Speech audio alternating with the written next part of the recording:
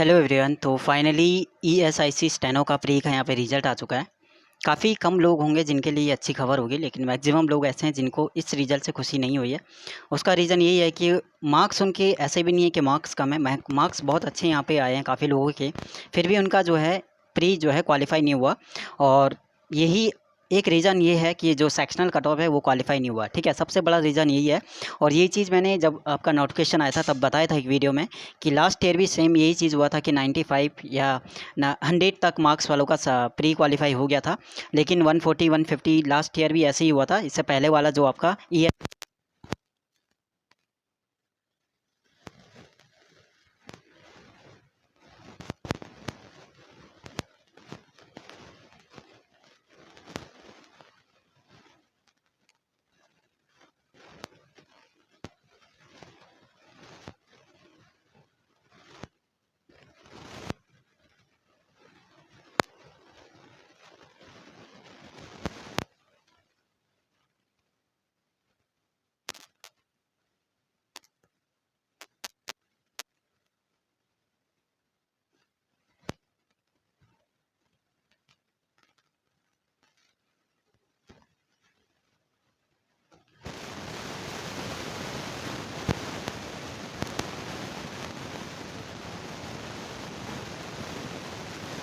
आपको 22 plus marks आपको करना था।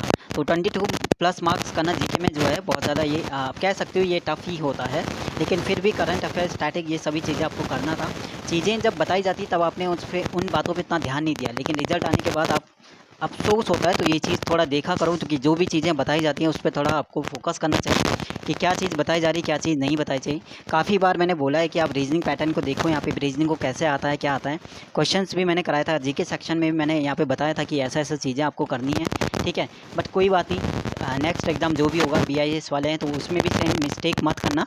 वहाँ पे भी सेक्शनल कट ऑफ हो सकता है आपका, और वहाँ पे भी आपका जो लेवल है सेम रहेगा जैसा आपका ईएसआईसी। तो बीआईएस वाले जो भी हैं वो ईएसआईसी जो वाला जो पैटर्न था उसको फॉलो करना, और सेम तरीके से जो मिस्टेक यहाँ पे करी वो मिस्टेक वहाँ पे मत करना। ठीक है, इंप्रूवमेंट वहाँ पे आ जाएगी।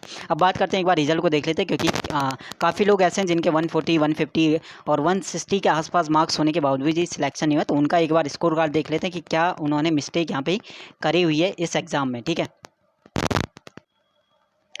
तो पहला यहाँ पे मैं बता देता हूँ, पहला सेक्शन यहाँ पे पहला है, यहाँ पे एक ओबीसी वाला एग्जांपल देता हूँ कि आपका कैसे यहाँ पे क्वालिफाई नहीं हुआ है कोई पर्सन।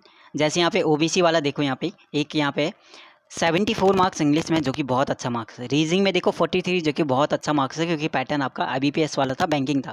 लेकिन गलती इनकी क्या हुई, जीके सेक्शन में जीके की सेक्शनल कट ऑफ क्लियर नहीं हुई, जिस 18.75 है, तो वहाँ पे 22 पॉइंट कुछ आना था, तो वो आपका क्लियर नहीं हुआ, यानी 3 या 4 नंबर से ही रह गए। और 135 स्कोर है, जो कि 135 बहुत बढ़िया स्कोर है जब आपका पैटर्न रीजनिंग का बैंकिंग वाला रहता है। तो ठीक है, एक यहाँ पे रहा।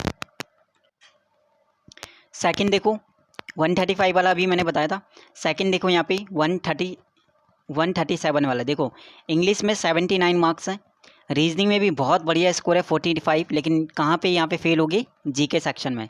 जीके में सिर्फ 12.75 है, जबकि स्कोर देखो 137.5, जो कि बहुत बढ़िया स्कोर है। ठीक है, और भी चीज़ें यहाँ पे देखते हैं, 135 से 137 वाला भी देख लिया हमने। अब आगे बढ़ते हैं, नेक्स्ट देखो, चलो 135 को अफसोस नहीं होगा, 137 वाले को नहीं होगा, लेकिन यहाँ पे देखो ये वाला क्वेश्चन 87.75 यहाँ पे इंग्लिश में, 49 यहाँ पे रीजनिंग सेक्शन में था, लेकिन जीके से में देखो यहाँ पे 8.75। ठीक है, और स्कोर देखो टोटल कितना है, 145.5। मतलब जीके में अगर ये इनका जीके मिला के 145 होता तो 100% यहाँ पे सिलेक्शन हो जाता।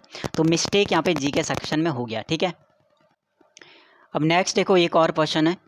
ठीक है, यहाँ पे देखो 145 तक हो गया। देखो जीके सेक्शन में, इंग्लिश सेक्शन में 86.25 बहुत बढ़िया स्कोर है, और रीजनिंग में देखो 50 आउट ऑफ 50 है, बहुत बढ़िया स्कोर है। लेकिन फ़ायदा क्या है, दोनों में स्कोर इतना बढ़िया यहाँ पे किया था, लेकिन फाइनली क्या हुआ, क्वालिफाई नहीं हुआ। रीज़न क्या है आपका, जीके सेक्शन कितना स्कोर है, 12.5। टोटल देखो, टोटल कितना है, 148.75। 148.75 पे अभी तक यहाँ पे कोई क्वालिफाई भी नहीं हुआ, मतलब आपका 148 वाला भी डिसक्वालीफाई हुआ है।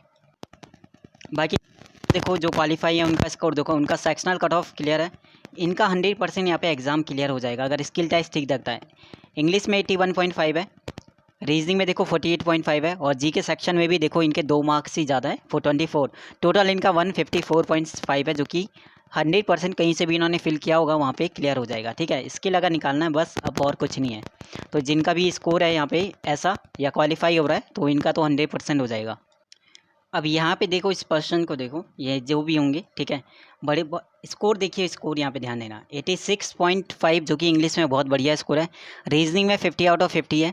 जीके सेक्शन में कितने मार्क्स कम रह गए, सिर्फ आपका 2 या 3 मार्क्स कम रह गए। तो टोटल स्कोर देखो, टोटल आपका 155.25, तब भी आपका एग्ज़ाम क्वालिफाई नहीं हुआ। ठीक है, और रीज़न क्या, आपका जीके सेक्शन में cut off, sectional cut off जो है वो क्लियर नहीं हुई है। तो 155 अभी तक गया है यहाँ पे, इससे आगे भी हैं। बाकी देखो अगर बात करते हैं ना सेक्शनल कट ऑफ की, तो कर सकते थे, लेकिन थोड़ा सही तरीके से अगर करते तो होते। देखो यहाँ पे इनका 76 इंग्लिश में कम है, ऐसा भी नहीं कि ठीक, यहाँ पे 76 स्कोर है इंग्लिश में। रीजनिंग में भी देखो यहाँ पे इन्होंने अपनी तरफ से बेस्ट दिया है 38, जो कि अच्छा स्कोर है। ठीक है, और जीके सेक्शन में देखो इनके 31 पॉइंट है। 31 का मतलब है कि जीके सेक्शन आप कर सकते थे कट ऑफ को क्लियर। इनका टोटल स्कोर है 146, और इनका यहाँ पे 100% चांसेस बन जाएंगे सिलेक्शन के। ठीक है, तो पीडीएफ फॉर्म में दे दूंगा टेलीग्राम वाले ग्रुप में। ठीक है, तो स्कोर अपना कमेंट सेक्शन में बताइएगा कहाँ पे, किस सेक्शन में आपका, किस में आपका सेक्शनल कट ऑफ रह गया है, कितना स्कोर था आपका, वो चीज़ आप बता सकते हो कमेंट सेक्शन में। BIS वाला जिसने भी फॉर्म फिल किया है, सेम मिस्टेक मत करना। इस वाले एग्ज़ाम को जिसने भी दिया, अगर उनका BIS वाला एग्ज़ाम है तो प्रिपरेशन का लेवल, आपका एग्ज़ाम का लेवल सेम रहेगा। सेक्शनल कट ऑफ वहाँ पे भी है, रहेगा शायद, वहाँ पे मैं देख लूँगा, लेकिन सेक्शनल कट ऑफ शायद वहाँ पे दिया हुआ है उन्होंने। तो अगर सेक्शनल कट ऑफ वहाँ पे भी रहता है तो फिर वही प्रॉब्लम ना हो, तो इसलिए अभी से थोड़ा प्रिपरेशन सही से करना। और जो जीके सेक्शन है वहाँ पे आपका कम से कम 22-23 स्कोर करना पड़ेगा, है ना। फिलहाल यहाँ पे जीके सेक्शन आपका 25 मार्क्स का है, तो 12.5 नंबर से ज़्यादा आपको लाने पड़ेंगे। ठीक है, जीके सेक्शन में, तो ये चीज़ थोड़ा देखना वहाँ पे, जिसका भी BIS वाला एग्ज़ाम होगा, पर्सनल असिस्टेंट या वो चीज़। और बाकी यहाँ पे आप PDF आप चेक करना, तो 158, 159, 155 वाला तक मैंने बता दिया था कि वो क्वालिफाई नहीं था। रीज़न क्या था, उनका जीके सेक्शन में कम स्कोर था। सेम चीज़ 150 वाला है, 158 वाले भी हैं, 140 वाले तो बहुत हैं, 150 वाले भी काफ़ी हैं। ठीक है, जिनका क्वालिफाई नहीं हुआ है, तो कमेंट सेक्शन में बताइए कौन सा सेक्शन आपका कितना स्कोर रह गया है, टोटल कितना बना, वो चीज़ आप बता सकते हैं। बाकी जिनका हो चुका है उनके लिए ऑल द बेस्ट, कि उनके जो सिलेक्शन के चांसेज हैं वो आपका पहले अगर 40% होता, तो अब अगर क्वालिफाई हो गया तो उनका सिलेक्शन के चांसेस 70 to 80% प्लस चले जाएगा। ठीक है, अब उनका स्किल पूरा तरह यहाँ पे स्किल पे डिपेंड है। अगर स्किल ठीक जाता है तो सिलेक्शन के चांसेस काफ़ी ज़्यादा बढ़ जाएगा। और वो इसलिए कह रहा हूँ क्योंकि आप देखो यहाँ पे लिस्ट आप देखोगे ना, तो क्वालिफाई तो आपको लगभग लगभग 100 या 200 में से कोई एक पर्सन दिखेगा। देखो यहाँ पे नॉट क्वालिफाई, एक 144 वाला इनका हो जाएगा पूरा। ठीक है, देखो नॉट क्वालिफाई सब नॉट क्वालिफाई ही यहाँ पे दिखाएगा, क्वालिफाई वाली लिस्ट बहुत ही कम है। ठीक है, तो ये चीज़ थोड़ा ध्यान देना नेक्स्ट वाले एग्जाम में, जो भी हो सेक्शनल कट ऑफ रहता है तो सेक्शनल कट ऑफ पे ज़्यादा फोकस करना।